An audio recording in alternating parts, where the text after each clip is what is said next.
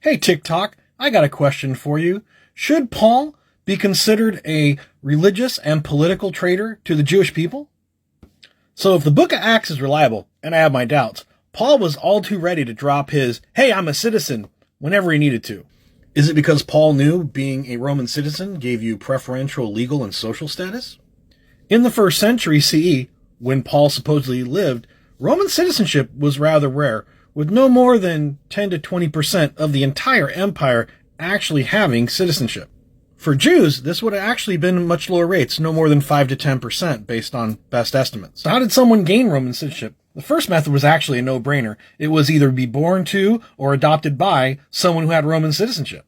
Now, the next method was a little more risky and required you to serve in the Roman military as an auxiliary, but upon your discharge, you were likely going to get a small retirement and formally be granted Roman citizenship that could be passed on to your offspring.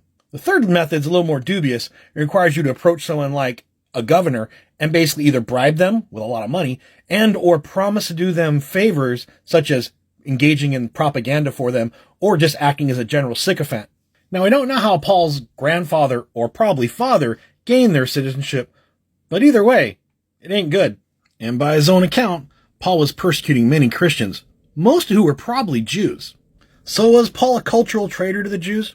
I don't know, but you have to ask yourself why he would be preaching a message of a peaceful earthly kingdom instead of a violent military insurrection which so many Jews were expecting, unless maybe he was promoting pro-Roman propaganda. So I'll leave it to you to decide. Was Paul a Greek-speaking, Septuagint-quoting, pro-Roman propagandist? Or was he chosen by God to deliver a uniquely non-Jewish message?